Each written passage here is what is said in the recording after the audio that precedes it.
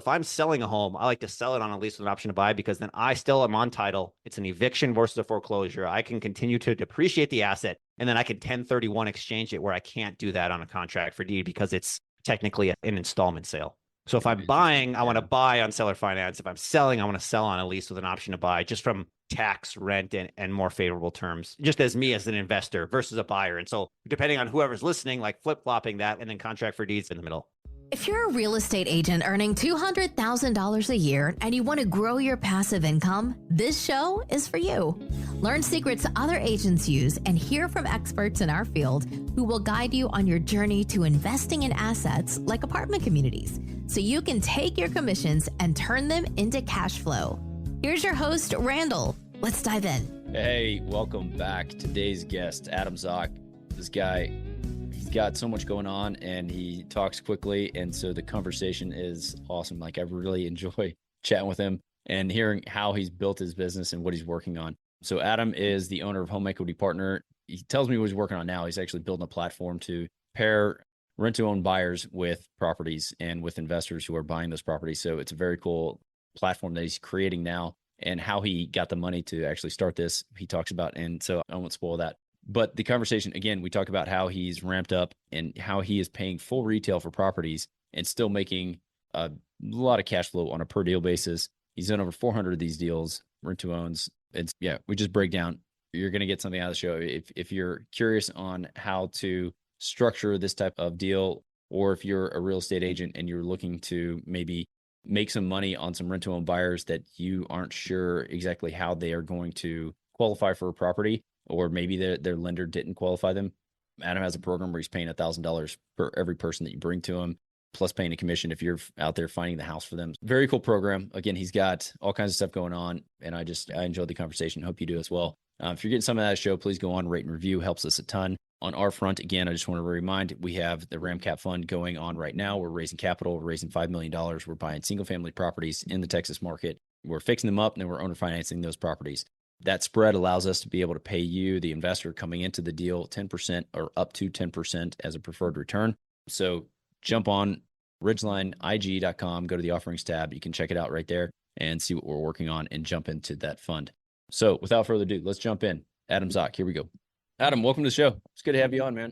I'm looking forward to this conversation. We were just talking a little bit just now about the different structures that you have and the different types of investment activities that you're working on. So why don't you break it down and let's talk about, you were saying you're buying stuff off the MLS, and then you have multiple exit strategies, and you have a business that's set up specifically to target rent-to-own buyers on the back end so that you have a pool of buyers ready to go for anything that you buy. So let's just break it down and explain it to the audience so that we understand your business and what you're working on. Sure. Yeah. It all starts with the people that are actually going to be living in the home that want to move in on a rental agreement with the option to buy. So Home Partners of America, Divvy Homes, Zero Down, they're doing tens of thousands of these homes in the major cities. So it's nothing groundbreaking, but it's just very different. Like, it's normal. Like, you go to Zillow and it's for rent or for sale. There's not like a rent to own option like on Zillow. So it's not as mainstream, but there's 50,000 people searching rent to own homes near me every month into Google. And so all we're doing is solving that pain point. And so there's some people that are like, I have no credit and no down payment. Give me a rent to own home. I'm like, you shouldn't even be in a rental. I'm not going to approve you just to move into my normal rental. Yeah. However, what we're sifting through then is that rare people that's like, hey, I'm like this close to a mortgage. I can put down 5, 10, 20%. I might even have a 700 credit score. And for some reason, my DTI doesn't quite work out, or I'm self-employed. So they want to see my 2024 taxes. But hey, I want this house now, and I want to lock in a rent price and a 4% appreciation per year price. If you can do that for me, like, great. And I was like, awesome. Let's do that all day, every day. So you're telling me that I can buy the house. You're going to move in day one. So I'm going to have no vacancy. You're going to take care of the home, and then you're going to buy back the home from me. And that sounds pretty cool. So that's essentially what we started the model around. So that's what we do all day, every day. Is like our company, Home Equity Partners, we're just sifting through and tapping into that market. And then we're giving them the equivalent of what's like a rent to own pre-approval letter. So similar to the investor going to the bank, getting their pre-approval letter, like, we're issuing them like, hey, go pick out a home in San Antonio, Texas, that's for $400,000. And because the property taxes are high in Texas, your rent for a $400,000 house is $5,000 a month. Will that work for you? And if they're like, no, I'm like, okay, I can't make any money on that because my PITI is $4,000 a month. And so for me to make anything on this, it's got to be this. And so they say no, they say yes. We're just like, hey, we're just another option. You can wait for a bank, or you can go rent a house for $3,000 a month, but then 2, 3, 4 years down the road, you got to be in the same spot where you got to either move, houses may have appreciated and different things. So what we found out is that if I can just get 4% per year for me or for the investors that we assign these to, that's good for me. And if the home happens to appreciate by 10%, good for the tenant buyer. Like, that's all I want is cash flow and a 4% appreciation per month. And I'm willing to sacrifice a little bit on the upside by just protecting on the downside and getting the cash flow. What it looks like is we essentially get the homes under contract, and then we'll either A, close on them ourselves, B, assign them to an individual who's, hey, I just want a cash flowing deal. Or 3, we started a syndication where we're like, hey, we're raising $400,000 every quarter, and we're going to buy 6 homes every quarter. And we have this pool, and then we do a quarterly raise versus what would normally go on in the syndication, which is normally, hey, raise $3 million. It's a value add, and then you're going to get the money on the exit. It's literally we set up the syndication, which is really strange, or a different way of doing it on the single family front, where we're going to a lender and be like, hey, we're going to buy $5 million in real estate. And I don't know what city or state they're in, but it's going to crush the 1.3 debt service coverage ratio, because that's the only way that we're buying a house, which makes the banks somewhat happy. That still has to appraise out. We're still doing a home inspection. We're still making sure that it generally passes FHA guidelines, because you got to get a rental certificate. But that's the whole premise, is just buying a home as a normal investment property with a normal rental. It's just this added option agreement, which they have an option fee down payment ranging from 2% to 20%, and then giving them the option to buy it and a little bit of equity that they're building every month. Okay. Ton of questions, man. Okay. So first things first, you're finding these houses, you're buying in multiple states, correct? Yeah. And you have 2 different ways of doing it. You can have the asset and fill it with what I call a tenant buyer or a rent to own tenant. Mm-hmm. Or you can find the person first and they go pick the tenant. So we have 0 homes. We just have the tenant go pick an agent of their choice, which is why agents usually like us, is because we'll basically, they're like, oh, my buyer can't get pre-approved. We go, cool, send them to us, and we'll at least give them an option. Are we more expensive than a bank? Yep. But if someone's motivated, send to us, we'll pre-approve them. And then now I'm actually you're now my buyer's agent, and you still get your 3% on the closing.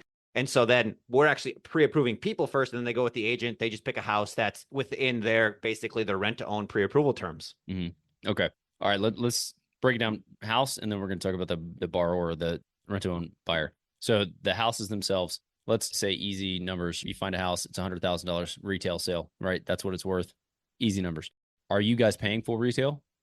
Yep. So we'll offer what the tenant wants to offer. If they want to offer 125,000, we'll be like, all right, you got to come up with the extra 25,000, but they're essentially naming their price just like you would with a bank. And the only caveat is it's got to appraise out. And if it doesn't, there's either an appraisal gap or something. We've had some investors get a little bit savvy and be like, all right, I'm going to come in all cash, buy it for $90K and hope for an equity margin spread. But in general, it's paying pretty close to list price or whatever the offer price is that the tenant is driving it, which is why we like to give them control versus us. Although we're signing the purchase and sale agreement, or the end investor is, and so they have final call, we like to give as much power to the tenant where they get to actually name their price. And if the seller doesn't want to accept it, that's fine, but we give them more power.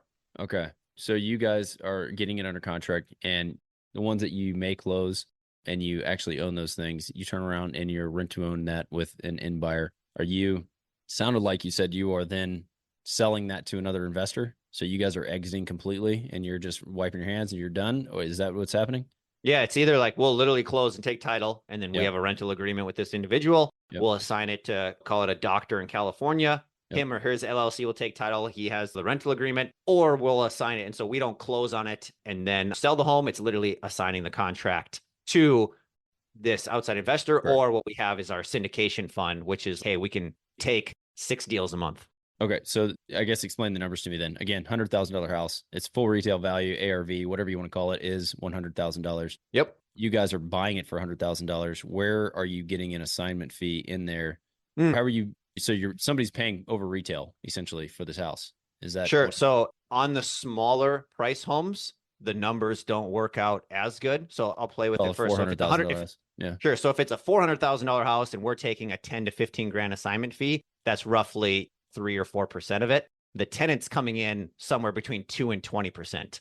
And so to negate our 3%, let's say the tenant came in with 3 and we came in with 3, you're basically break even where you're paying exactly $400,000 for it. If the tenant buyer's fee is higher than ours, then you're buying it at a 98, 97, 95, 90, whatever LTV, but you're not really getting your wealth on the buy. And so then you're selling it at a 4% to 5% appreciation per year. So you're buying it at 400, selling it at 416, 432, 452 for each subsequent year to the end buyer. So your spread is when they exercise their option. Got it. I got it. Okay. Again, say it's a $400,000 house. The Yep. tenant buyer is going to give you, call it $15,000. Is that not Sure. getting credited to their purchase if you are selling it? Yeah, no, it still is. So let's say Yeah. you're buying it for 400, you're selling it to them for, call it 414.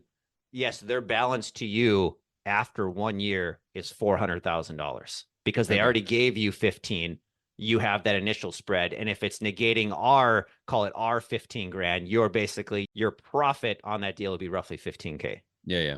Got it. Okay. Just if you literally bought it and sold it the next day. Yeah. So what I guess the missing link there was the resale is based on the appreciation amount. And so what are you giving? You're giving them 5 years to execute the option, 2 years? Yeah, most of them it's 3 years. You can go up to 5, but yeah, for most of the part it's 3 years, and then you Okay. give them the option to extend. And the reason for that is when us or investors are typically buying it, it's on a commercial loan, not in their personal name. So it's a 5-year fixed, 20 or 25-year AM.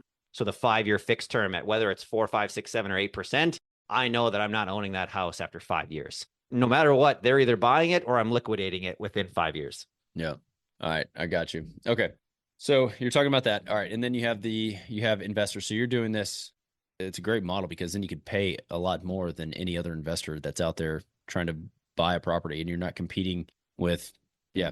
So are you guys doing rehab on these things, or is it basically you can buy things that don't need rehab and it's really just a No, paper? prefer non-rehab. So our sweet Yeah. spot's probably between 200 and 600,000 from North Dakota to Texas to probably over to Florida and up to New York, where the price to rent ratio makes sense. I can't make the numbers work in California because it's like $600,000 house rents for $3,000 a month. Yeah. I was like, you're just hoping for appreciation Yeah. versus the same $600,000 house in Texas. We get $7,300 a month in rent from it. And I was like, okay, that actually cash flows. Yeah. Yeah. Awesome. Okay. So that you guys are making the market on the back end because the borrowers. And so that's the house.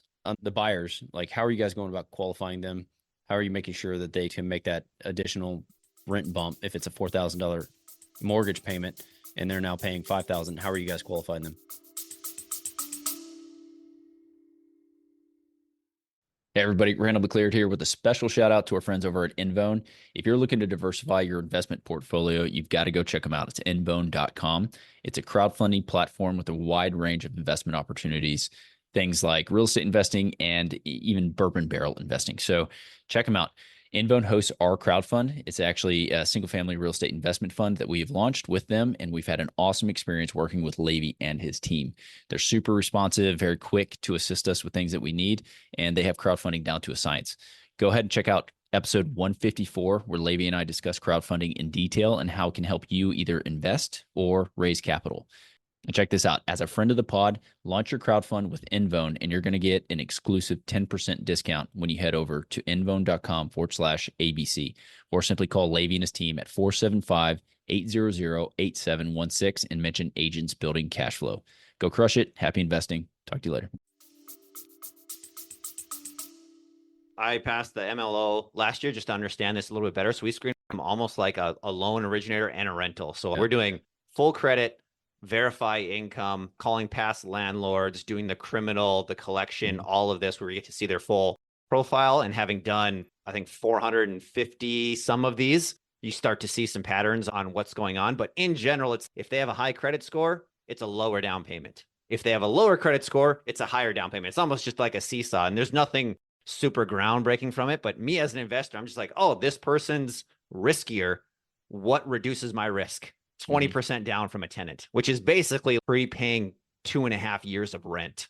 And I was like, there's almost no way I can lose money on that. If someone moves in 6 months, 3 months, 7 months down the road, they would like literally have to trash the place, stop paying rent because you can evict, because this is a lease with an option to buy, which is different than a land contract or seller financing, which is a foreclosure, which we learned out because we were doing contract for deeds. Then we're like, oh, it turns out if they default, I got to foreclose. And in North Dakota, that's like a 9-month process. And I was like, that can really hurt you. But on a normal eviction where it's like 45 days or 60 days, and then on top of that, we make the tenants pay for rent guarantee insurance, which is like the equivalent of private mortgage insurance. And there's 3 main companies like the guarantors, Leap Easy, and then I think Single Keys trying to break into it. But it's maybe 2 or 3 months of coverage of basically lost rent that they'll cover. And each one has a little bit of a different policy. But it's if the biggest risk is they default, I want 2 or 3 months of consistent cash flow until I liquidate the asset. And people have either liquidated it or sometimes they'll find a new renter. Our version is we usually just liquidate it because, hey, I got a $600,000 house. Average rent is $5,000. They were paying $7,300.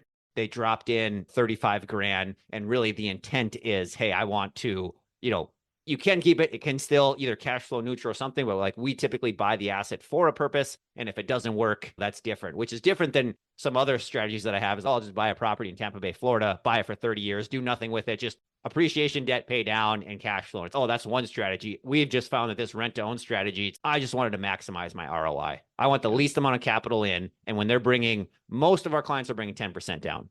The average, I think, is like 12.5, which really helps negate if you're coming in with 20 or 25% down. Like now your cash down is less. Your cash flow is typically higher than a normal rental. So like the cash on cash ROIs like that we're going to take on a deal is 20 to 30%. And before, Brennan Turner told me that 8% or 12% is like what I needed. And I was like, I still can't find any deals like to this day. If I was just buying a property off the MLS that actually cash flows. So this was just our way of generating our own cash flowing deals. And that's really what I cared about. There's still team wealth versus team cash flow. And I think both are important. But for me, cash flow is what freed up my time over wealth.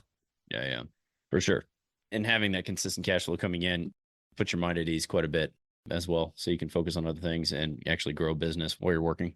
For sure. And that reoccurring revenue. Yep. Yeah, for sure. So how many do you keep and how many are you, I guess, selling off? Like of the 400 plus deals you've done, what are you trying to do with your portfolio?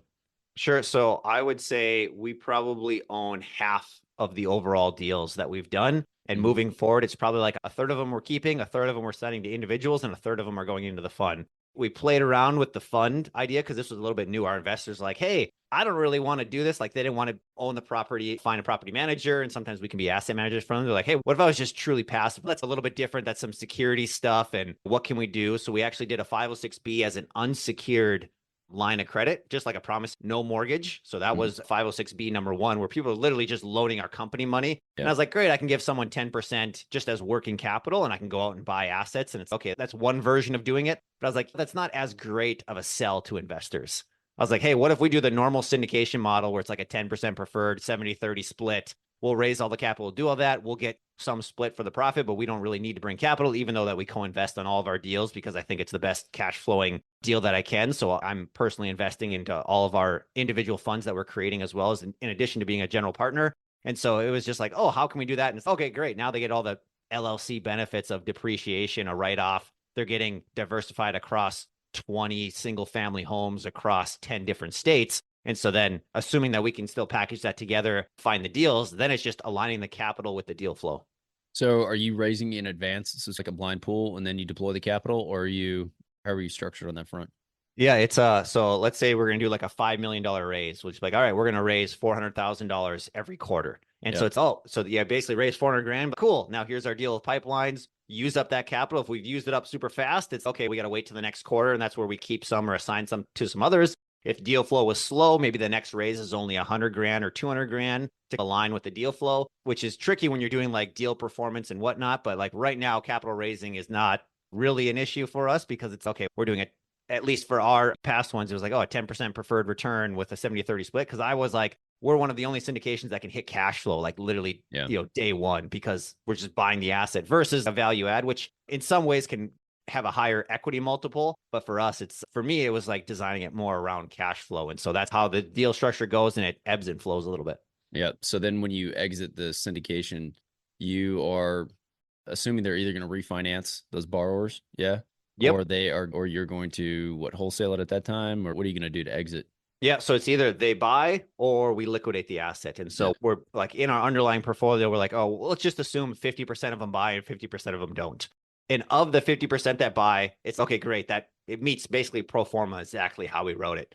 Of the 50% that don't buy, there's probably more of a stock market volatility where it's like, oh, some of them we lose money, but then some of them we actually make a bunch because, I bought a home 2 years ago and now the home was 400 and now it's actually worth 450. Plus I had 40 grand from them. So it's, we actually made more money on them not exercising the option, but that's not the intent. But then you can have some where it's, we bought it for 400. It's still only worth 400. Then we list it with a real estate agent. By the time you pay 8% or something like that, it takes away that 40 grand that they were initially contributing. So it's, that's maybe more of a heads I win, tails I break even type mentality. Yeah. Okay.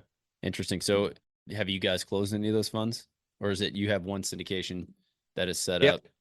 And it sounds more like a fund than a syndication because you're buying a bunch of different assets, right? Yeah. I don't know if I've looked into the difference between a fund and a syndication. I typically interchange them. So maybe I need to be educated on the correct way of doing it.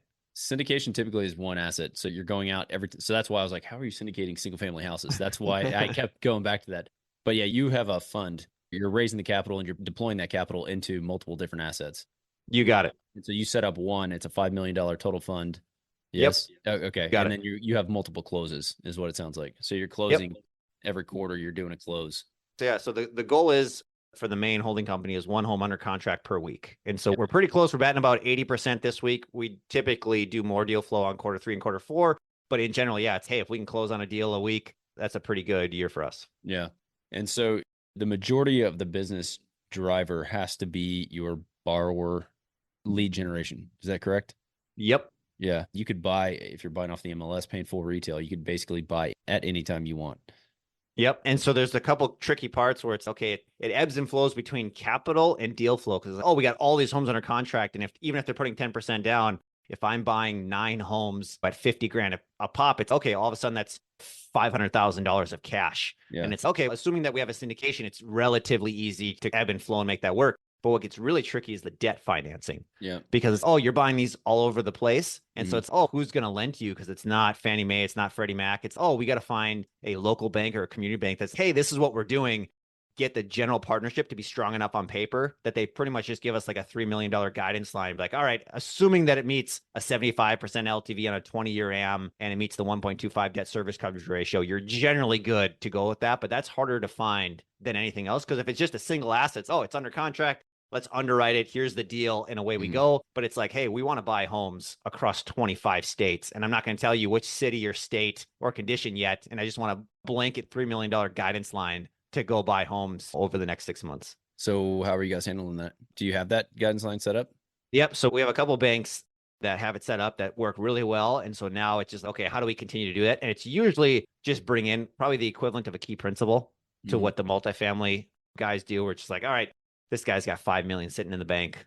And if he's willing to personally guarantee it, we just give up part of our general partnership stake to this individual who's willing to personally guarantee it. Because now the bank's, okay, I feel pretty good. I'm at a 75% LTV. I got assignment of rents. And then I have this personal guarantee from this whale. And in addition to a mortgage on the asset. So you have that set up. That is actually running. Yeah, so that's what we did on our first syndication last year. That one got fully funded. We bought all the homes. Now it's just in performance mode. And so we're hitting pro forma there. And now this next fund launches. It's May now. So we're going to be starting the very first capital raise on this next one in probably the next 30 days. Awesome. Yeah, awesome. And so the first one is just going to run. How many assets do you guys buy in that first one?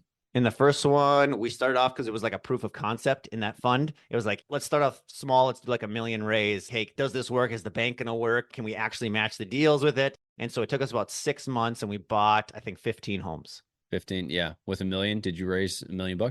Yep. Yeah. Awesome, man. Congrats. That's a very cool concept.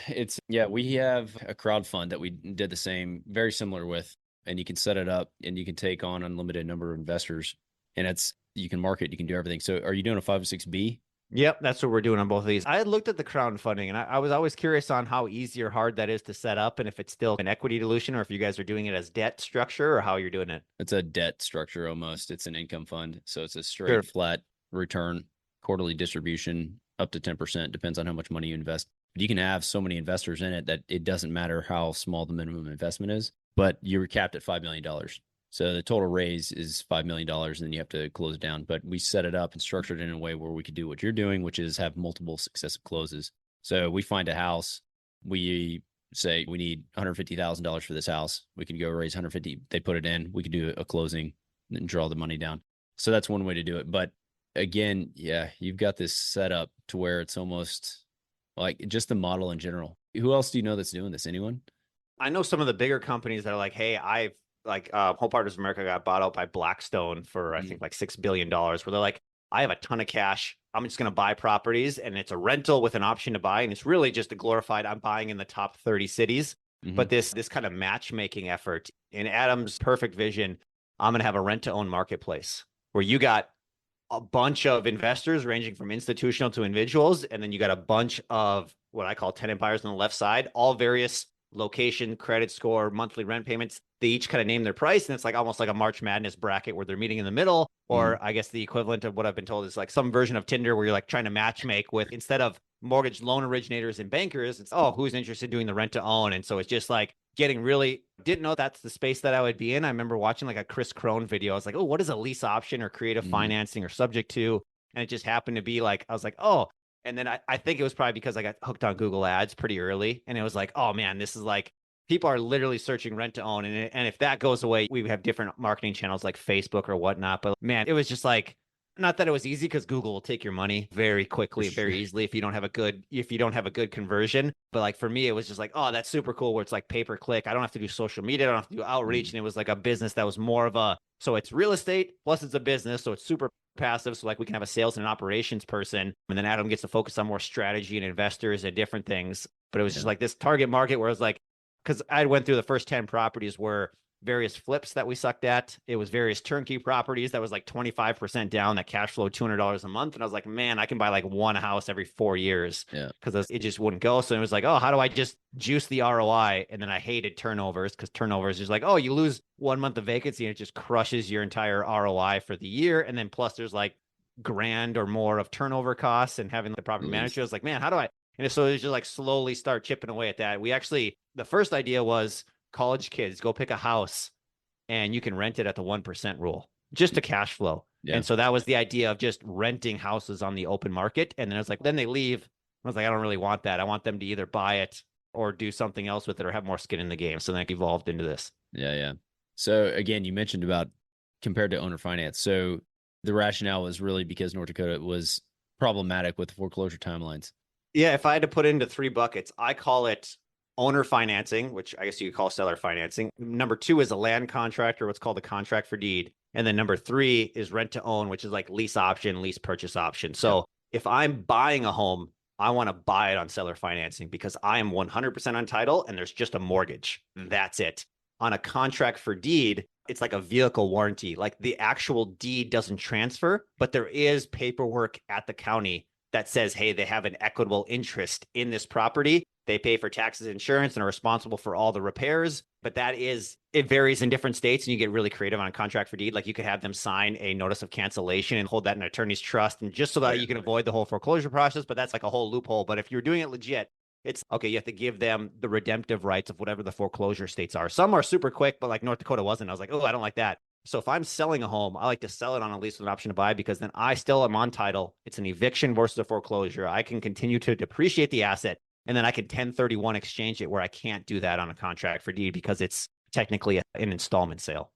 So if I'm buying, I want to buy on seller finance. If I'm selling, I want to sell on a lease with an option to buy just from tax, rent, and more favorable terms, just as me as an investor versus a buyer. And so depending on whoever's listening, flip-flopping that and then contract for deeds in the middle.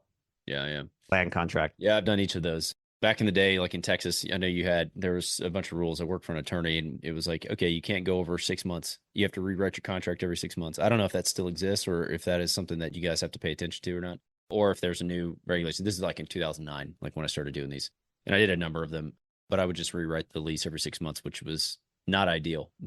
And then like the owner finance side of it, love the owner finance side of it because I'm really hands off, completely out of the deal, except for the servicing of the note. Contract for deed, the title companies here in Texas have advocated not doing that. So I don't know. Do you do some of those? Have you done some? We completely got out of contract for deeds, either just from industry or kind of those reasons that we indicated. It's just that, it is from the perspective, maybe not specifically Texas, but from us, it's typically a little bit more clean where it's okay. They have like a clear amortization schedule, an interest rate, a buyback period, a terminology, whereas at least with an option, it's okay. What's their buyback price? Oh, it changes per year. And what's the rent credits? Okay, did they pay or did they not pay? And so it's a little bit more gray than the contract for deed, which is a lot more concrete from the ones that we've done. I've probably done maybe a dozen contract for deeds, but then now mostly 60, 70 lease options. Yeah. How do you manage all these, man? Like you've got rent payments coming in left and right. What's your setup and operation look like? So instead of it being an awesome software, just go find yourself an awesome business partner. So I could probably talk about this all day, but being in 5 different LLCs with 3 different business partners, like I'm so fan of a partnership. It's not even crazy. I know Dave Ramsey will say like the only sale that doesn't ship is a partnership. And I was like, what about marriage or what about something else? And so it's tricky. Like my business partner, he can live and breathe or he can do that. Like I get all worked up. If someone doesn't pay rent, I'm like, oh, are we doing eviction? Are we doing that? And I can't sleep if someone sends me a text and he's just like a steady Eddie, like all day. He's like, all right, we're going to self-manage all these because they're rent to own. It's pretty much just payments. And if we have to evict or someone, it's, oh, you call the real estate agent that we bought the home for. Hey, do you want to list this home for us? And by the way, who's a good attorney and who's a good handyman? Yeah. And then that's literally like his one phone call. And then the real estate attorney takes the rest. And because we don't have to do repairs or different things, we had looked at doing like a hem lane or some sort of virtual property management. But otherwise, it's just like very simple, like apartments.com, like check on the rent, follow up with tenants, do that once a week. And for that, for the syndication, we'll charge different things. But for now, it's, man, he just does all that himself. And eventually, as we get bigger, we're bringing in staff that help with the underwriting or sales or operations a little bit. And so we're bringing that more so in-house. But just on a macro scale, I don't know that I would be anywhere near where I am today. I feel like I'm a pretty creative and driven person, but it's also, man, I get shiny ball syndrome like nobody's business. And it's, oh, you know what we should do is this. Oh, it'd be cool is if we just did that and flip houses. And he's like, no, it'd be awesome if we just kept doing the same thing we did for 5 years and then just crush the rent to own space. So you know what? I need that every now and then. And so if you have, it's different, I feel like, with employees because it's maybe a little bit of a different mindset. So I think I've gotten lucky. I've had partnerships where it's literally I've been holding the bag on $100,000, like to the bad. But still, it's almost like real estate. Like I've lost over 120 grand on a single deal in real estate. But man, if you just do the reps, you learn a lot more and you just get smarter and smarter. And it's like, if I fear doing real estate or fear getting into partnerships, like I don't think I'd have any luck or I just get stuck doing nothing. And so I'm so far in, like I'm starting up another business. And the first thing I did is, ooh, who can I pair with? Like, that was like my first question before like the idea, before the execution. Cause it's not built well for me on a lifestyle design to just be like the sole owner. And some people want the control. Some people want to go fast and have the flexibility. And sometimes I want that where it's like, oh, you know what I'd want today is just everybody to listen to me and do that. But then other days, you know what? I'm really glad they didn't because like it can be whiplash and I can get the entrepreneur and just the turn left, turn right, do this, do that. I read this awesome book called Traction. Okay. Then I read this book. Now go do that. And it's like, all right, my team's like, where are we? Where are we at? Yeah. That's funny, dude. Very similar, dude. Very similar. So what is the latest shiny object then? You said you're starting a business. What are you doing? So we are going to SaaSify our home equity partner model. So the idea with home equity partners, we find the tenant buyers, we'll get it under contract and it's like a white glove. We're going to make a 10 to 20 grand assignment fee on each deal, or we just have a great cash flowing asset.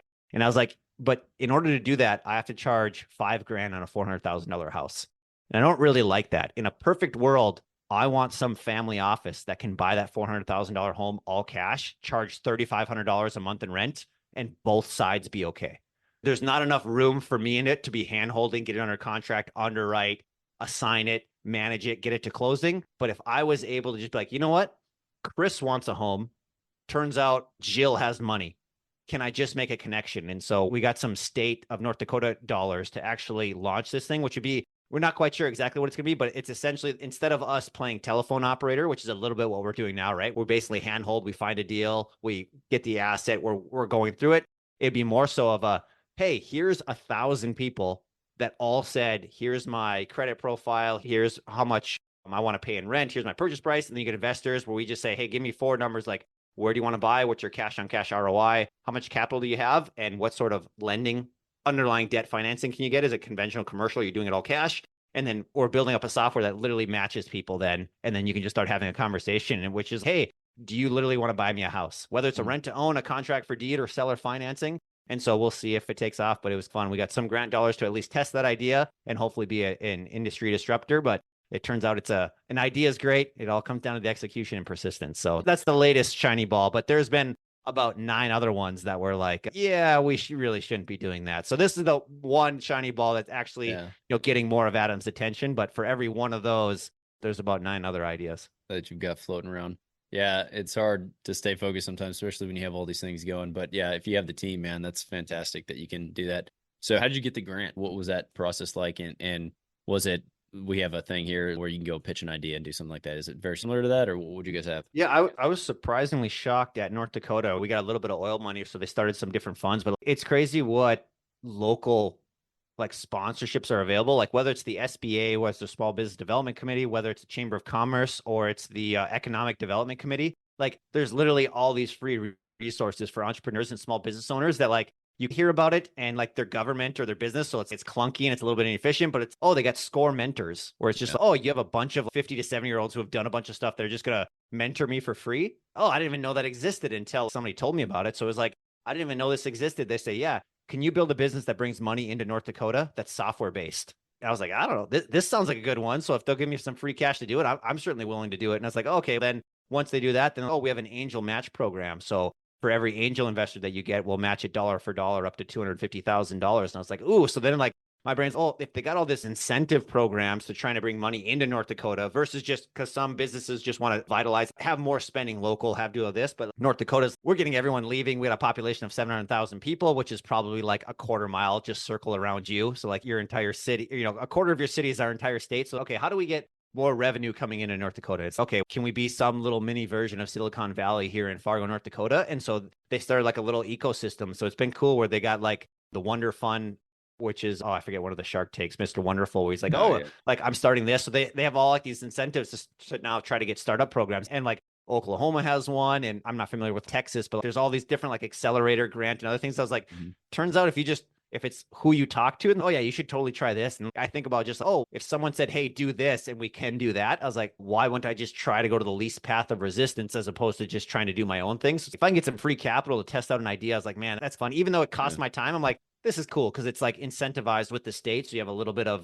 backwind to you, and you can put that as a testimonial. You can use that as a leverage point of opening up things because it's a cool thing. Even if it was $1, if I was like, hey, the state literally paid me to start this business, I was like, that's just a cool thing to say. For sure, man. Yeah. Yeah, that's awesome. And so what you're building out is basically a platform. And how do you monetize a platform? You're going to charge someone to list their property, or you're going to charge a monthly fee? What's the thought process there, high level? Yeah, the initial idea is that each would just pay like a monthly subscription of, call it $49 a month for the opportunity to be connected with investors, and the investor to be, connected to deals. There's other options of if it's similar to Zillow, where it's like, oh, we have real estate agents, because like on every transaction, there's got to be a real estate agent. And so it's, oh, would we ever be a friend to like the Zillows because that's their main revenue source? So there's been a couple of those. And then we can charge like a success fee for matching without getting into securities issues. At least that's what we're currently told. So it's, oh, could we, in addition to a membership, hey, if there's actually successful matches, can we have different tiers? And then if some investors want us to like hold their hand, is there different like premium packages, almost like a base, high, and then above? And then selfishly, I was like, oh, we can just start creating syndications as well and actually participating as the investors. So if we just own all of the tenant buyers, if they can get literally like the lowest pricing of anything compared to the competitors, and it has even the high risk, high reward type, call it like sub mortgage type rent to own things. If we can just build out all of those investor profiles, we can start handing out the same equivalent of the rent to own pre-approvals. And then there might be some version of the equivalent of a loan officer. So I want networkers. So I was like, hey, you know what? At least not in the software model, but this is a standing offer to anyone. If you bring me a rent to own tenant, I'll give you $1,000. Yeah. And because I'm already paying Google $1,000 to get that same lead. So if someone just send 2 emails, send one to your favorite real estate agent and say, hey, do you have any clients that can't get a bank loan? And then you send it to a loan officer and you say, hey, have you denied anyone that you think is pretty close to a loan officer? And if they're able to give you a list, or you're able to get that, and they're able to come through our program and we end up approving them and buying a home, I would be happy to pay that. Similar to an agent would be happy to take a referral fee for 25% if they just get a brand new buyer's contract or a listing agent or something like that. So that's always a fun standing offer, just to be like, all right, how do we get the word out to more people? Because we want to help more people too. Man, you got a lot of stuff going on. I love it. So you have 5 different LLCs. Is that what you're saying? What is getting the majority of your attention right now? So Home Equity Partners, number one, but then we have like various real estate holding companies that own real estate. Then I have a company that will fund flips, not as a debt position, but as an equity. So literally we'll fund it. They find the deal, we'll fund it, and then we split profits 50-50, like a joint venture. So that's another little business. And then we got the matchmaking one. That's another one. So those are the main, they're all centered around real estate, but it's trending more towards the rent to own space, which is just like the domain that we just have a lot of industry knowledge on. Yeah. And I want to ask you then about the hard money, like partnership type deal. So yeah, let's do it. Have you run the numbers on if you were just doing 10 and 3 or 12 and 3 or whatever it is, like 12% with 3 points compared to what you're doing now? Are you far and away exceeding the returns doing a 50-50 split? It is if the deal goes right, which is always some version of some risk. And so what we do is if it meets the 70% rule, I'll fund it and we'll split it 50-50. And what I found is assuming that we can get in and out of a deal in 6 months, that's roughly a 30% annualized ROI. And Okay. so equivalent to the 10 and 3, depending on what volume and how many reps you can do, you can get that same thing or doing it similar. But with this one, it's a little bit more work. It's a little bit more reps because I always say similar to those, not to the tenant buyers, but to the flippers out there. Like some of them don't have the 10 or 20% that the hard money lenders want. And for us, I was like, that's our value proposition is like, I'll literally fund the thing 100%, but it's got to meet the 70% rule and it's got to be legit. Cause I was like, people are killing for those. So like the wholesalers are different ones will come and approach us if they're like, yeah, I literally have already done some deals, but I'm tapped out on capital, but I have these smoking deals. I was like, if you have the deal, if you're local, you have the contractors, you just don't have the velocity of capital. I was like, I got that. I got the velocity of capital. If you want 100 grand, 200 grand, 300 grand, and then if I have to get underlying debt financing myself, if I don't want to do the cash myself, I just like playing that game and betting on that. And if it sucks, if I have a joint venture partner that doesn't have the contractors or doesn't follow through, eventually I have to take it over. But it's yeah, it's literally my money. Most of the time I want them to have like earnest money or inspection or something. So they're literally not like walking into it with $0, but pretty darn close to 100%. Yeah. That's I guess the biggest difference. I always look at the hard money side of it is if you are in that position, you're getting deal flow like nonstop, right? Which is awesome. And then if they are putting anything down, even if they put 10% down of the purchase price or something, then you're even more in the money from what they're buying it at if they mess it up or whatever. Yep. But you're financing, you're doing 100%, splitting 50-50, doing like a true partnership. Yeah. It's awesome, man. Yeah, because it's more lucrative to them if they just got debt financing, because then they get 100% of the profits, assuming that it actually is a pretty good deal. So it's a higher ROI, I guess you could say, because they're not putting any money in, but it's a lower overall profit. So if people can use their own debt financing, like I actually say, hey, that's probably a better option for you. It's just for people that want to preserve some capital or use it for something else. Yeah, for sure. Man, you got a lot of stuff going on. Love it, man. It's always invigorating for me to have these conversations because I can see what you're working on and I'm like, all right, I dig it. I like the platform idea too. We had a deal a while back at Geekdom, is like a startup place here in San Antonio. And you go in, it's like you pitch and then they pick a few people and then businesses actually are coming out of this thing. So it's very cool to see that. And so the fact that you've gone down that road and you have the capital and you're working on that, is pretty exciting, man. And it's funny because it definitely didn't start there. So yeah, 10 years ago, I had one investment property, like one. And it was like, I was a civil engineer. I was sitting at my desk, but my foot was tapping. And I was like, man, I gotta do some day trading or fantasy sports betting or start my own business. Cause like this, I'm going nuts. Like engineering checks the boxes and it was good income, but I was like, man, this is like killing brain cells. I got to do something else that has like a quicker return on investment. So then when I got hooked on Bigger Pockets or the Fire or different things, man, I just got to do this. But the one thing I was always like pretty good at, it was like the taking action and then being like, all right, this is like a calculated reward to risk. And I was always trying to use the Tony Robbins, like disproportionate reward to risk. So I was like, yeah, heads, I make money. Tails, I either break even or I learn something incredibly valuable. Because I think a lot of people just get stuck in either the zero or it's tough to scale because, man, nothing really works. And I guess I'm more willing to take on risk. And so that's why I probably surround myself with people that can complement that, because I've definitely gotten into trouble. But that was the mentality. It was just like every day, just feeding the mind with Bigger Pockets and different things. But I think the quickest one was when Tim Ferriss was like, yeah, you could spend 30 grand on an MBA or you could go buy a piece of property. And even if you lost the 30K, do you think that's better than an MBA? And I was like, oh, that kind of a light switch went off in my head. I was like, you know what? Why not use the capital instead of going for an MBA and like actually build a business, buy an investment property? And it's, oh man, the hard knocks of what to do and what not to do was by far way better than reading spreadsheets and other things. And some people, it can work the other way, but I remember that being a pretty powerful motivator for me of like how to use the capital and invest instead of into education, literally into just like a business or a piece of property and then do it myself. Yeah, man, the action learning from experience, I think, is key. That is like one of the biggest takeaways. Look, man, I've thoroughly enjoyed our conversation. I love what you're working on. I'm going to throw your info in the show notes. So if anybody's looking or if anybody has any rent-to-own borrowers that you want to throw Adam's way, by all means, reach out to him directly and he's going to throw you some money. So yeah, thanks again, man, for jumping on, sharing your knowledge, information about your business. Good catching up. Yeah, this was awesome, Randall. Thanks for asking the good questions. And it's always fun to talk with another dad that has young kids and gets it, where it's, man, like there's a lot of stuff going on. And for me, it's, okay, what can real estate really do for me from hey, I'm working virtually in my home. Right after this, we're going to my kid's graduation. I was like, you know what? Some people have that flexibility in their job, but I was like, it's pretty true that I had a 10 to 15 year plan. And it was like, it just buy 2 homes a year for 10 years. And I was like, if I can do that, man, wouldn't that be something? But yeah. That's right. And it's, if you just start off with that plan, man, you get the 1, 2, like your level of learning is just like crazy. So it's just fun to look back. Yeah. And for sure, we didn't really touch on that. I know you do some coaching and talk to dads. Is this correct? I do. It's not the primary focus. It's mostly one-off, but like in groups like Front Row Dads and the Dad's Edge. So like nothing that I'm affiliated with, like I'm a participant in them. So I'm a big fan of masterminds. I do coaching on the side for some dads that have young kids that kind of want to get into real estate. Cause I was like, oh, I can uniquely talk to that. Whereas like I can buy a piece of real estate easier than I can get my toddler to get out the door in the morning. And so it's like having both of those conversation and using Chris Voss's techniques on a 4-year-old and like doing some mirroring and imaging. But yeah, it's mostly the investments and just excited for what people can do when they actually get some free time. Cause once you do that, it's amazing what people can do. And so I just want to share that. For sure. For sure, man. Again, love it. Love what you're working on, man. It's good catching up. Again, if you want to reach out to Adam, just click through the show notes and you will be in touch with him directly. So thanks again, man. Good catching up. Take care. Did you know that 80% of the agents we speak with got into real estate in order to gain passive income so they could obtain financial freedom and become work optional?